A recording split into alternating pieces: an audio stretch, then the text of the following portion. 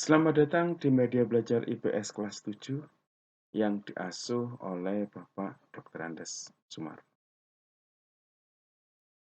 Jangan lupa untuk subscribe karena kalian akan mendapatkan materi-materi yang terbaru.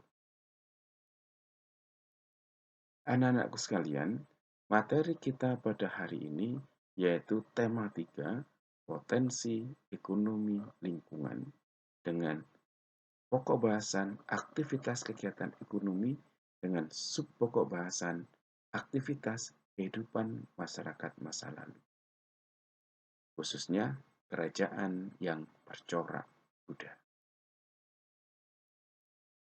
Tujuan dan indikator capaian pembelajaran. Setelah mengikuti pembelajaran ini, peserta didik diharapkan mampu menjelaskan kerajaan-kerajaan yang bercorak Buddha di Indonesia, menganalisis perkembangan kerajaan-kerajaan yang bercorak Buddha di Indonesia. Seperti halnya kerajaan Hindu, kerajaan Buddha merupakan kerajaan yang memiliki corak agama Buddha. Berikut ini adalah beberapa kerajaan yang bercorak Buddha yang ada di Indonesia. Kerajaan Kalingga pernah terbagi menjadi dua bagian, yaitu Keling dan Medang. Kerajaan Kalingga merupakan kerajaan Buddha pertama di pantai utara Pulau Jawa. Berdiri pada abad ke-6 Masehi. Kerajaan ini juga dikenal sebagai Kerajaan Holling. Beberapa rajanya di antaranya yaitu Raja Wasumurti, Raja Wasugeni, dan Raja Wasudewa. Beberapa peninggalan sejarah Kerajaan Kalingga ialah Prasasti Tukmas, Prasasti Upit, dan Candi Angin. Berikut adalah Kerajaan Sriwijaya. Kerajaan Sriwijaya merupakan kerajaan pertama sekali di Indonesia. Adalah Kerajaan Sriwijaya yang sangat besar dan bercorak Buddha. Berdiri sekitar abad ke-7 Masehi. Kerajaan ini berlokasi di Palembang, Sumatera Selatan. Perdagangan maritim menjadi andalan kerajaan ini pada masanya. Hal ini menjadikan Kerajaan Sriwijaya dikenal sebagai kerajaan yang sukses berkuasa di Nusantara. Raja Balaputra Dewa menjadi raja yang paling terkenal dari kerajaan ini karena mampu membawa Sriwijaya ke puncak kejayaannya. Prasasti Dapun Tahiang dan Kedukan Bukit merupakan beberapa peninggalan sejarah dari kerajaan. Kerajaan Dharmasraya berlokasi di hulu Sungai Batanghari, Sumatera. Kerajaan Dharmasraya ini berdiri pada tahun 1183 Masehi. Kerajaan ini mengalami keruntuhan pada masa pemerintahan Raja Adityawarman pada tahun 1347 Masehi. Prasasti Grahi menjadi salah satu bukti pernah berdirinya Kerajaan Dharmasraya yang memiliki corak Buddha di Indonesia. Kerajaan Mataram kuno.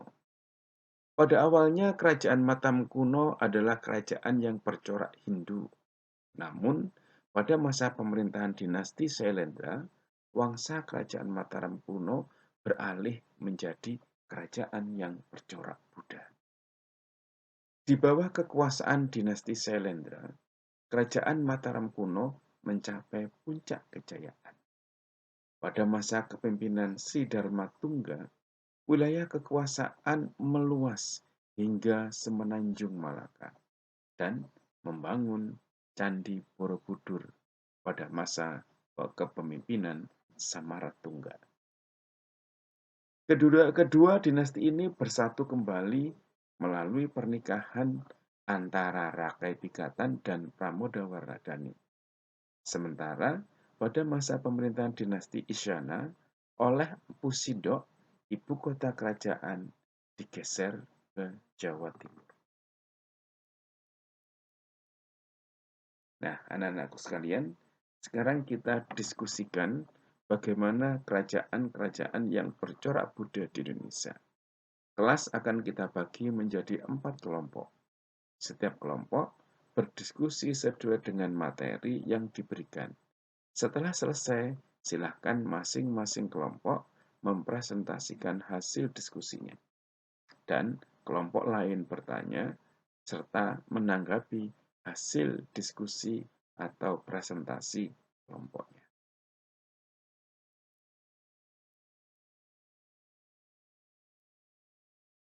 Kelompok 1, kalian membahas kerajaan Kalingga. Kalian berikan penjelasan tentang keberadaan kerajaan Kalingga dan peninggalannya. Kelompok 2, kerajaan Dharmasraya. Mengapa kerajaan ini tidak bisa berkembang pesat seperti kerajaan yang lainnya? Kelompok 3, Kedatuan Sriwijaya, sang penguasa perairan Nusantara. Mengapa kerajaan Sriwijaya disebut sebagai penguasa perairan Nusantara? Yang keempat, kerajaan Mataram kuno. Kalian membahas kerajaan Mataram kuno pada masa Sailendra, ya, pada saat itu beralih menjadi kerajaan yang bercorak Buddha.